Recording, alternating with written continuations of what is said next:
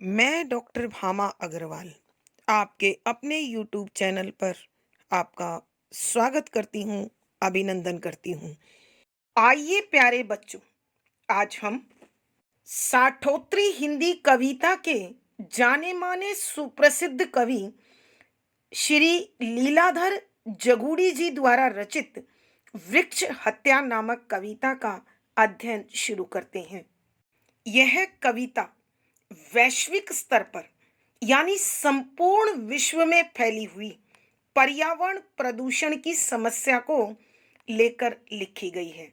यहाँ कवि बता रहे हैं कि आज पर्यावरण प्रदूषण सारे विश्व के समक्ष अत्यंत ज्वलंत समस्या बनकर पेश आ रही है, जिसके कारण वायुमंडल दूषित हो रहा है, जीव जंतुओं का जीवन खतरे में पड़ रहा है। हरे भरे जंगल जो जंगली जीवों का अभयारण्य था, निडर होकर घूमने का स्थान था, धीरे धीरे वो समाप्त हो रहे हैं।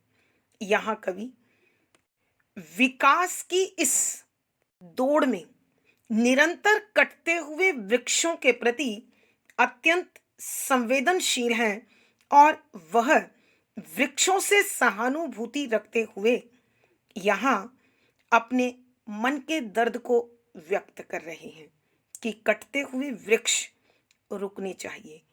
आज सभ्यता के नाम पर मनुष्य दिन प्रतिदिन वृक्षों के जीवन को खतरे में डाल रहा है और वह न सिर्फ वृक्षों को काट रहा है, बल्कि अपने जीवन के सुरक्षा कवच को भी भंग कर रहा है।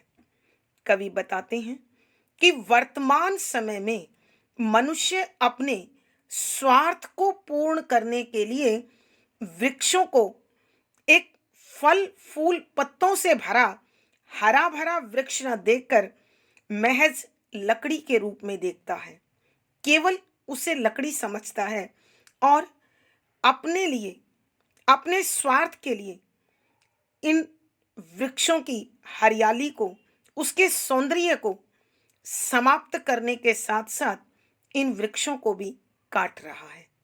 इन वृक्षों के कटने से बेचारे पक्षी अपने निवास के लिए, अपने घोंसलों की रक्षा के लिए इन वृक्षों के कटने पर दर्द पैदा कर देने वाला क्रंदन करते हैं।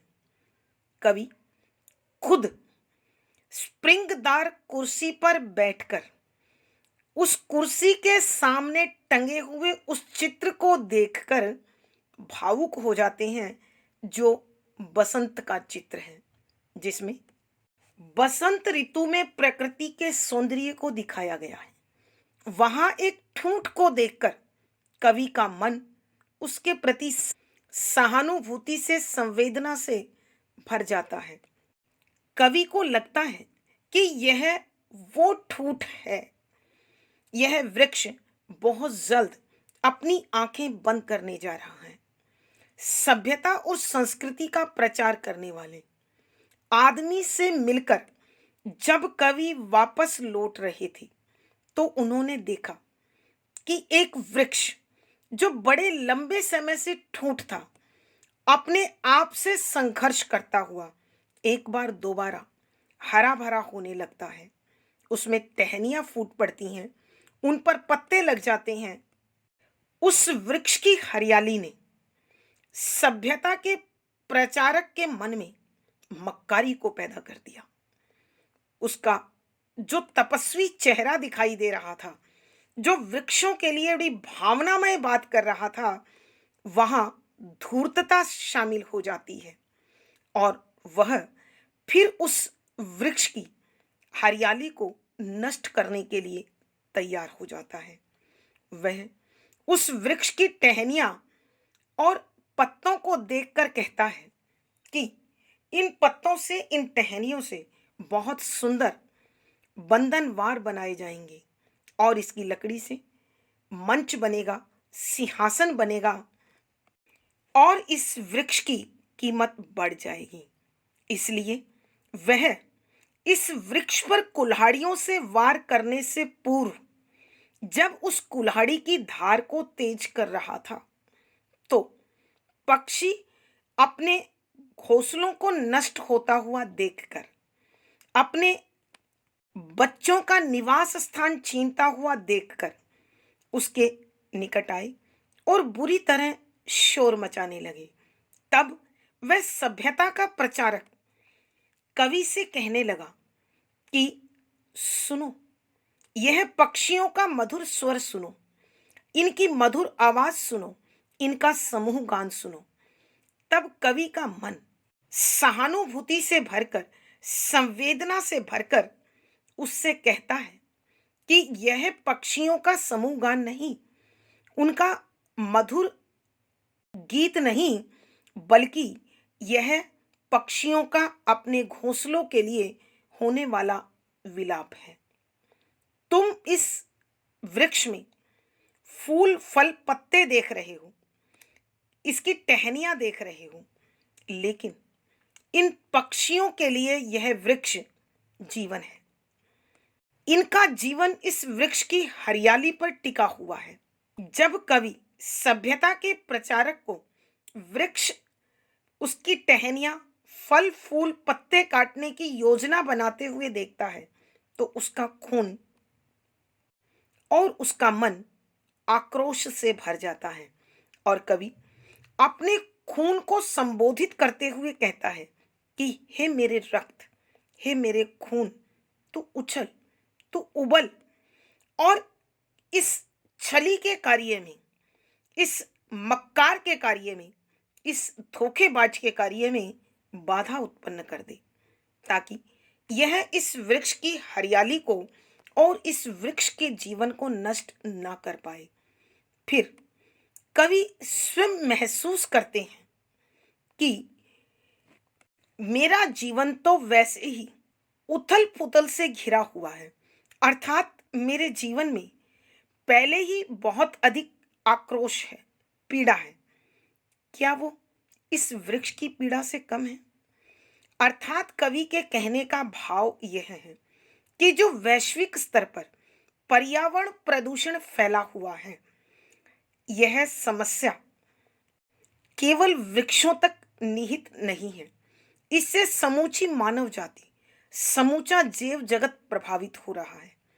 सारा वायुमंडल इससे दूषित हो रहा है और प्रत्येक तत्व जो इस संसार में जुड़ा हुआ है, इन वृक्षों के कटने से, इन वृक्षों के नष्ट होने से प्रत्येक के जीवन पर दूषित प्रभाव पड़ रहे हैं। अतः इन दुष्प्रभावों को रोकने के लिए वृक्षों को कटने से रोकना अत्यंत आवश्यक है। आइए प्यारे बच्चों, हम कवि के इन्हीं भावों से भरी कविता का अब अध्ययन आरंभ करते हैं। पद संख्या 3। उसने उस वृक्ष को गांजा और कहा, यह एक तोरण, एक मंच और एक सिंहासन के लिए काफी है। कुल्हाड़ियों के जुलूस से पहले जब वह उसे आंज रहा था, पक्षी आए और बुरी तरह चिचियाने लगे। उसने कहा, पक्षियों का कलरव, पक्षियों का समूह गान सुनो। प्रसंग, प्रस्तुत पद हमारी हिंदी की पाठ्य पुस्तक समकालीन हिंदी कविता में संकलित 68वें समकालीन हिंदी कविता के सुप्रसिद्ध कवि श्री लीलाधर जगुड़ी जी द्वारा रचित वृक्ष हत्या नामक कविता से लिया गया है। संदर्भ, यहाँ कविवर वैश्विक स्तरीय अर्थात संपूर्ण विश्व की पर्यावरण प्रदूषण की समस्या को आधार बनाकर इस कविता की रचना कर रहे हैं। यहाँ कविवर बताते हैं कि वृक्षों की अंधाधुंध कटाई इस प्रदूषण का प्रमुख कारण है। यहाँ कविवर एक ऐसे सभ्यता के ठेकेदार पर व्यंग कर रहे हैं जिसने पर्यावरण प्रदूषण पर चिंता जताते हुए वृक्षों की रक्षा का बड़ा लंबा चौड़ा भाषण दिया, लेकिन जब हरे भरे वृक्ष को देखा तो उसके हृदय में लालच आ गया, मक्कारी आ गई, और वह इन हरे भरे वृक्षों को अपने स्वार्थ के लिए काटने को तत्पर हुआ। तब कवि अपने मन के दर्द को इस प्रकार व्यक्त करते हैं कि व्याख्या, शब्दों के अर्थ साथ साथ उसने अर्थात सभ्यता के ठेकेदार ने उस वृक्ष को जो ठूंठ था और खुद के संघर्ष से हरा भरा हुआ था, गांजा उसकी शाखाओं पत्तों को काट दिया और कहने लगा। व्याख्या, उसने उस वृक्ष को गांजा और कहा, कहने लगा, यह इस वृक्ष की शाखाएं, टहनियां एक तोरण बनाने के लिए, एक मंच, एक स्टेज बनाने के लिए और एक सिंहासन के लिए काफी है कि इससे एक बड़ा सुंदर सिंहासन बनेगा। काफी बहुत है। कुल्हाड़ियों का जुलूस का प्रतीकात्मक अर्थ है कि वृक्ष पर लगातार पड़ने वाला कुल्हाड़ी का प्रहार, जो एक के बाद एक वार करने वाला था, से पहले पहले ही जब वह उसे आंच अर्थात तीखी कर रहा था, कुल्हाड़ी की धार को तेज करना, पक्षी परिंदे आए आकर बुरी तरह, बहुत बुरे प्रकार से चिंचियाने लगे। चिंचियाना, दुख से भरकर शोर मचाना, कलरव, सुंदर आवाज, समूहगान, मिलकर गाया जाने वाला गीत। यहां कविवर लीलाधर जगूड़ी जी, सभ्यता के प्रचारक ने जो तपस्वी का चेहरा अपने चेहरे पर लगा रखा था, कवि उसे बेनकाब करते हुए कहते हैं कि वह सभ्यता का प्रचारक जो 15 तारीख को पर्यावरण प्रदूषण की समस्या और दिन रात हरे भरे वृक्षों की कटाई को लेकर लंबा चौड़ा भाषण दे रहा था और तपस्या की स्तर पर पर्यावरण संरक्षण की बात कर रहा था, तब उसने एक ठूंठ को हरा भरा होते हुए देखा तो उसके हृदय में स्वार्थ भर गया, लालच भर गया, और उसने अपने उस स्वार्थ की पूर्ति के लिए उसने उस वृक्ष को गांजा कि उस हरे भरे वृक्ष से टहनियां और पत्ते काट लिए। उस वृक्ष को एक बार फिर ठूंठ बना दिया, नंगा कर दिया, और कहा और कहने लगा, यह एक तोरण, एक मंच और एक सिंहासन के लिए काफी है कि इन टहनियों से, इस पेड़ की इन शाखाओं से एक तोरण बनेगा, एक मंच बनेगा और एक सिंहासन बनेगा। और ये शाखाएं, इस वृक्ष की इतनी लकड़ी इनके निर्माण के लिए पर्याप्त होगी, काफी होगी। कुल्हाड़ियों के जुलूस से पहले जब वह उसे आंज रहा था कि जिस कुल्हाड़ी से उसने उस वृक्ष को काटा था, उस कुल्हाड़ी का एक के बाद एक प्रहार उस वृक्ष की टहनियों पर करना था, वह कुल्हाड़ी की धार करने लगा, कुल्हाड़ी की धार को तीखा करने लगा, तो उसे इस प्रकार वृक्ष के सौंदर्य को नष्ट करना, वृक्ष के जीवन को, हरियाली को समाप्त करने से पूर्व ही पक्षियों ने देखा कि अब हमारे घोंसले भी सुरक्षित नहीं रहेंगे, कि परिंदे उस सभ्यता के प्रचारक के पास आए और बुरी तरह चिंचियाने लगे, और वह बहुत बुरी तरह आर्त स्वर में, करुण स्वर में क्रंदन करने लगे, चिल्लाने लगे। तो उस सभ्यता के प्रचारक को पक्षियों की पीड़ा से भरी वह आवाज चहचहाट लगी, कलरव लगी, और उसने कवि से कहा कि पक्षियों का कलरव, पक्षियों का समूह गान सुनो, कि हे कविराज, तुम पक्षियों की यह मधुर आवाज सुनो। इन पक्षियों के द्वारा गाए जाने वाले इस समूह गान को सुनो। अर्थात कवि के कहने का भाव यह है कि वो कैसा सभ्यता का प्रचारक था, वो कैसा पर्यावरण को समझने वाला था, जिसे पक्षियों की पीड़ा से भरी आवाज, उनका करुण क्रंदन, समूह गीत सुनाई दे रहा था, मधुर गान सुनाई दे रहा था। यहां कविवर उसकी मानसिकता पर, उसके स्वार्थ पर, उसके लालच पर आक्रोशित हैं और उनका मन इस हरे भरे वृक्ष के जीवन के नष्ट होने पर अत्यंत दुखी है। आइए प्यारे बच्चों, हम एक बार फिर इस पद की व्याख्या करते हैं। यहां कविवर लीलाधर जगुड़ी जी, सभ्यता के प्रचारक ने जो तपस्वी का चेहरा अपने वास्तविक चेहरे पर ढक रखा था, उसे बेनकाब करते हुए वो बताते हैं कि जब उसने एक ठूठ वृक्ष को अपने ही संघर्ष से हरा भरा होते हुए देखा, तो उसकी वह तपस्या देखते देखते भंग हो गई और वह उस हरे भरे वृक्ष की हरियाली को नष्ट करने के लिए तत्पर हो गया। उसकी तपस्या मक्कारी में बदल गई, धूर्तता में बदल गई। कविवर कहते हैं कि उसने उस हरे भरे वृक्ष के सौंदर्य को नष्ट कर दिया, उस वृक्ष के पत्ते और टहनियों को काट लिया और उन्हें काटने के बाद कहने लगा कि इस वृक्ष की इन शाखाओं से एक तोरण, एक मंच और एक सिंहासन का निर्माण होगा और ये लकड़ी उसके लिए काफी है, पर्याप्त है। कुल्हाड़ियों के जुलूस से पहले जब वह उसे आंज रहा था कि जिस कुल्हाड़ी से उसने उस पेड़ की टहनियों पर प्रहार करना था, उस पेड़ की शाखाओं को काटने के लिए एक के बाद एक वार करना था, तो वह उस कुल्हाड़ी की धार को जिस समय तीखा कर रहा था, तो अनेक परिंदे, अनेक पक्षी उसके निकट आए, बुरी तरह चिचियाने लगे और उस पेड़ को बचाने के लिए बुरी तरह चिल्लाने लगे, चहचहाने लगे।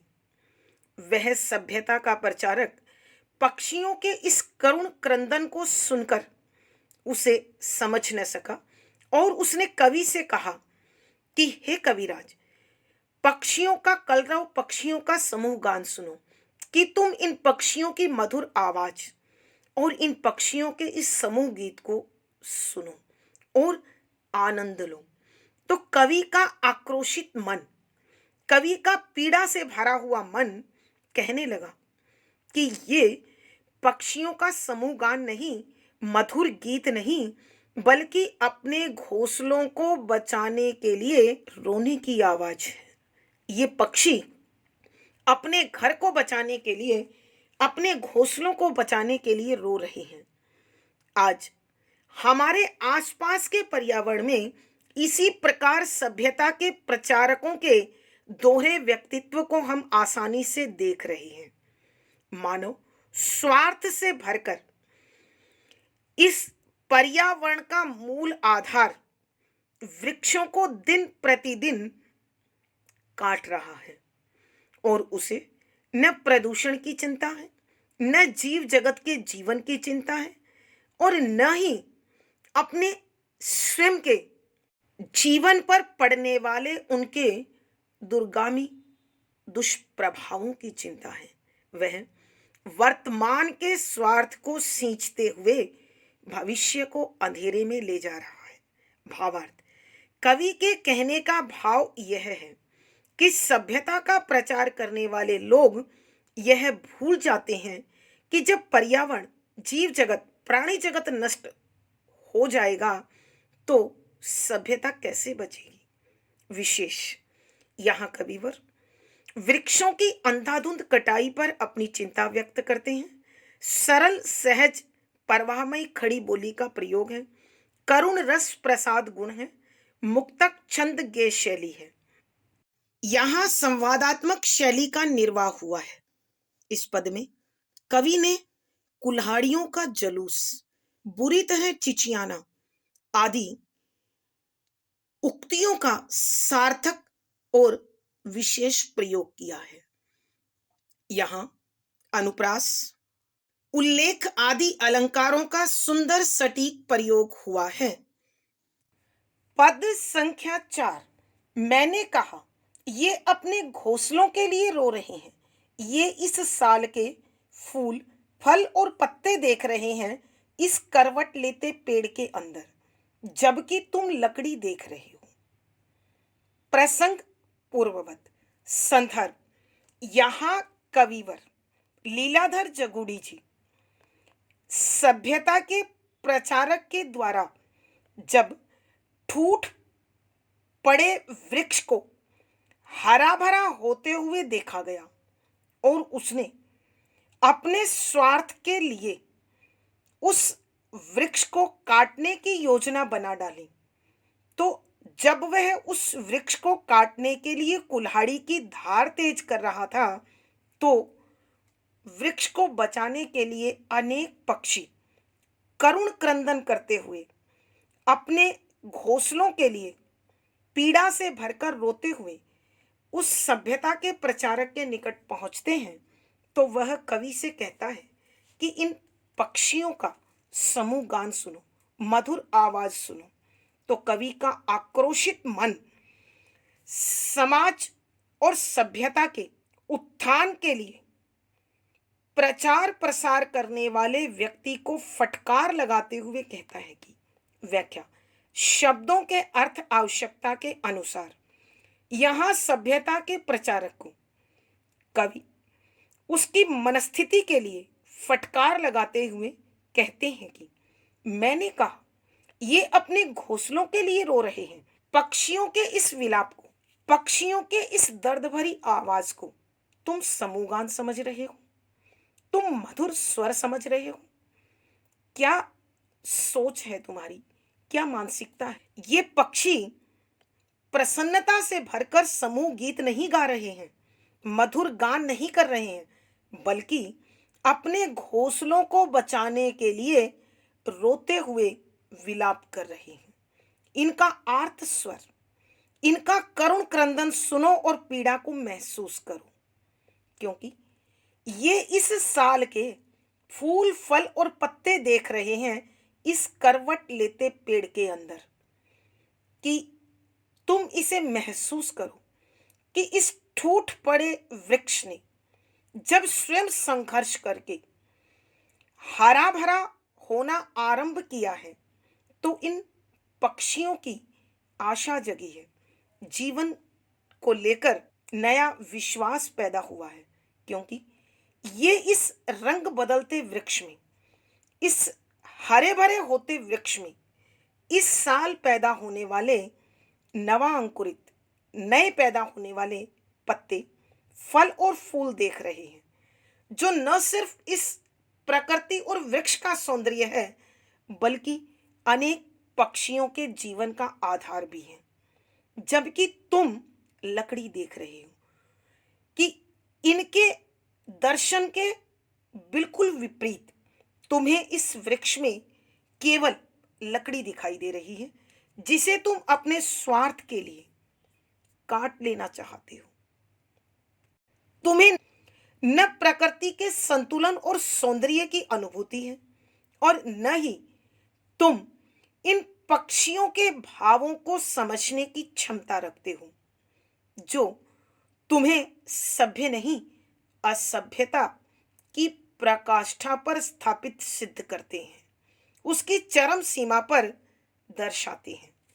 आइए प्यारे बच्चों, हम एक बार फिर इस पद की व्याख्या करते हैं। यहाँ कविवर सभ्यता के प्रचारक के द्वारा हरे भरे वृक्ष को काटने का जो असभ्य कार्य किया जा रहा है, उस पर फटकार लगाते हुए वो कहते हैं कि मैंने कहा, कि कविवर कह रहे हैं ये अपने घोंसलों के लिए रो रहे हैं, कि ये तुम्हारी कैसी मानसिकता है, जो तुम्हें ये पक्षी जो अपने घोंसलों के लिए, उनके बचाव के लिए रोते हुए तुमसे प्रार्थना कर रहे हैं, तुम्हें उसमें पीड़ा नजर नहीं आ रही? तुम्हें उनका दर्द दिखाई नहीं दे रहा? तुम्हें वह प्रसन्नता से भरा हुआ समूह गीत मधुर स्वर लग रहा है? ये इस साल के फूल फल और पत्ते देख रहे हैं इस करवट लेते पेड़ के अंदर, कि इस ठूठ ने स्वयं अपने संघर्ष से दोबारा जो हरा भरा होना आरंभ किया है, तो इसकी हरियाली ने इन पक्षियों के जीवन में एक नई आशा, नया विश्वास, नई खुशी भर दी है। क्योंकि वह इस वृक्ष में इस साल आने वाले नए पत्ते, फल और फूल को देखकर नव जीवन से भर रहे हैं, नई आशाओं से भर रहे हैं। इनकी मनस्थिति के, इनके मनोभावों के बिल्कुल विपरीत तुम इस वृक्ष में केवल लकड़ी को देख रहे हो, जिसे तुम स्वार्थ से भरकर अपने आवश्यकता के सामान के निर्माण के लिए काट लेना चाहते हो। न तुम्हें इस वृक्ष के संघर्ष का एहसास है, न प्राकृतिक संतुलन की चिंता है, और न इन पक्षियों के मनोभावों को समझने की क्षमता है। अर्थात कवि के कहने का भाव यह है कि तुम सभ्यता की बात करते हो, विकास की बात करते हो, बोधगम्यता की बात करते हो, समझ की बात करते हो, जबकि तुम्हें केवल इतना सा भाव समझ में नहीं आता कि विलाप और समूह गान में क्या अंतर होता है। भावार्थ, कवि के कहने का भाव यह है कि सभ्यता के प्रचारक के द्वारा किए जाने वाले असभ्य कार्य और उसकी स्वार्थी मनोवृत्ति ही संपूर्ण पर्यावरण प्रदूषण का मूल आधार है। विशेष यहाँ कवि ने सभ्यता के प्रचारक की कड़ी आलोचना की है और उसे फटकार लगाई है। सरल सहज परवामयी खड़ी बोली है, करुण रस प्रसाद गुण है, यहाँ व्यंजना शब्द शक्ति है, मुक्तक छंद गे शैली है। यहाँ कवि ने आत्मकथात्मक शैली का प्रयोग किया है। इस पद में कवि ने करवट लेते हुए पेड़, वृक्ष का मानवीकरण बड़ा सुंदर, सटीक और एक विशेष प्रयोग किया है। यहाँ अनुप्रास, मानवीकरण, उल्लेख आदि अलंकारों का सुंदर सटीक प्रयोग हुआ है। पद संख्या 5, उछल मेरे रक्त उछल, इस छल की रक्षा में व्यवधान पैदा कर। मुझको एक ही गम है कि जितनी भी हो उथल पुथल कम है। प्रसंग पूर्ववत संदर्भ, यहाँ कविवर प्राकृतिक संतुलन बनाए रखने के लिए, विश्व को पर्यावरण प्रदूषण से बचाने के लिए, वृक्षों की रक्षा के लिए एक बार फिर आंदोलन स्तरीय प्रयास करने की बात की जा रही है। यहाँ कवि अपने ही रक्त को संबोधित करते हुए कहते हैं कि व्याख्या, शब्दों के अर्थ साथ साथ उछल मेरे रक्त उछल, कि यहाँ कविवर लीलाधर जगुड़ी जी स्वार्थ से भरकर जो मानव वृक्षों की अंधाधुंध कटाई कर रहे हैं, उनके विरुद्ध आंदोलन आरंभ करने के लिए अपने लहू से कहता है, अपने खून से कहता है कि उछल मेरे रक्त उछल, कि हे मेरे खून, रक्त खून, कि हे मेरे खून, तू इतना उछल, तुझ में इतना उबाल आना चाहिए कि तू इन वृक्षों की अंधाधुंध कटाई करने वालों का विरोध कर सके। इस छल की रक्षा में व्यवधान पैदा कर कि यह सभ्यता का प्रचारक जो धोखा इस वृक्ष के साथ, इस प्रकृति के साथ, इस पर्यावरण के साथ कर रहा है, और उस धोखे की जो रक्षा करना चाहता है, तू उस रक्षा के कार्य में व्यवधान, रुकावट बन जा, उसका विरोध कर, उसके विरुद्ध आवाज उठा। मुझको एक ही गम है कि जितनी भी हो उथल पुथल कम है, कि मुझे इस प्रकार सभ्यता का दावा करने वाले स्वार्थी मानवों के द्वारा जो वृक्षों के काटने का असभ्य कार्य किया जा रहा है, उसके कारण अत्यधिक दुख है। मेरा मन बेहद आहत है, दुखी है, पीड़ित है। मैं चाहता हूं कि इन वृक्षों की रक्षा के लिए जितनी भी उथल पुथल हो, जितनी भी हलचल हो, उतनी कम है। अर्थात कवि के कहने का भाव यह है कि प्राकृतिक संतुलन बनाए रखने के लिए, प्राकृतिक पर्यावरण की रक्षा के लिए पेड़ों की रक्षा होनी अत्यंत आवश्यक है और एक आंदोलन पुनः इनकी रक्षा में अवश्य चलना चाहिए। आइए बच्चों, एक बार फिर हम इस पद की व्याख्या करते हैं। यहां कविवर लीलाधर जगुड़ी जी स्वार्थी मानव के द्वारा जो वृक्षों की अंधाधुंध कटाई हो रही है, उसे वे रोकना चाहते हैं।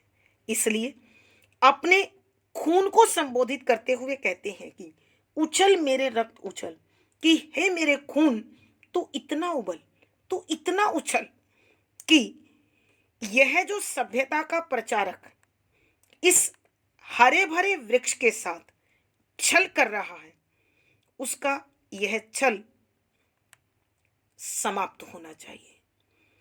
तो इसके द्वारा जो छल की रक्षा की जा रही है, तो उसमें रुकावट पैदा कर, तो उसके द्वारा पेड़ के काटे जाने का विरोध कर, तो उसके विरुद्ध आवाज उठा। मुझको एक ही गम है कि जितनी भी हो उथल पुथल कम है, कि मुझे इन वृक्षों के कटने का बड़ा दुख है। इस प्राकृतिक संतुलन के बिगड़ने का बेहद दुख है।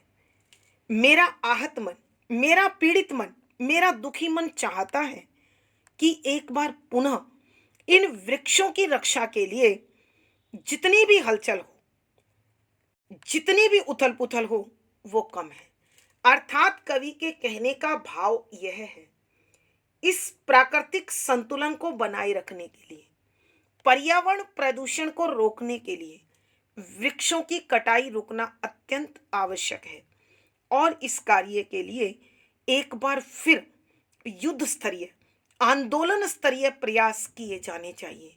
भावार्थ, कवि के कहने का भाव यह है कि सभ्यता के ठेकेदारों द्वारा जिस विकास की बात की जा रही है, वह वृक्षों को काटकर जो असभ्य कार्य कर रहा है, वह उनके दोहरे व्यक्तित्व का परिचायक है। अतः पर्यावरण रक्षा के लिए वृक्षों का रोपना, वृक्षों का उगाया जाना और उगे हुए वृक्षों की रक्षा करना अत्यंत आवश्यक है, जो प्रत्येक मानव का नैतिक दायित्व है। विशेष यहाँ कविवर पर्यावरण प्रदूषण की रक्षा के लिए वृक्षों की रक्षा आवश्यक मानते हैं। यहाँ मुझे एक वो प्रसंग भी याद आ रहा है जिसमें सुंदरलाल बहुगुणा ने चिपको आंदोलन के माध्यम से कटते हुए वृक्षों को बचाया था और पर्यावरण प्रदूषण, जैव मंडल की रक्षा का पावन पुनीत कार्य किया था। आज फिर एक बार वैसे ही आंदोलन की आवश्यकता है। सरल सहज परवाहमयी खड़ी बोली का प्रयोग है। यहाँ वीर रस ओज गुण है, मुक्तक छंद गे शैली है, आत्म कथात्मक शैली का निर्वाह किया गया है। यहाँ अनुप्रास, मानवीकरण, संबोधन, पदमैत्री आदि अलंकारों का सुंदर सटीक प्रयोग हुआ है। आज की कक्षा में प्यारे बच्चों इतना ही। अगली वीडियो में फिर मुलाकात होगी। पिछली वीडियो का लिंक डिस्क्रिप्शन बॉक्स में मिल जाएगा। आशा है पढ़ा गया विषय आपको अच्छी प्रकार से समझ में आया होगा और साथ ही पर्यावरण रक्षा के लिए आपने नए पेड़ लगाने का तथा अन्य वृक्षों की रक्षा का अवश्य संकल्प लिया होगा। अपने भाव व विचार कमेंट बॉक्स में लिखें। वीडियो को लाइक करें, शेयर करें और चैनल सब्सक्राइब करें। आपका दिन और जीवन मंगलमय हो, इसी शुभकामना के साथ आभार, धन्यवाद।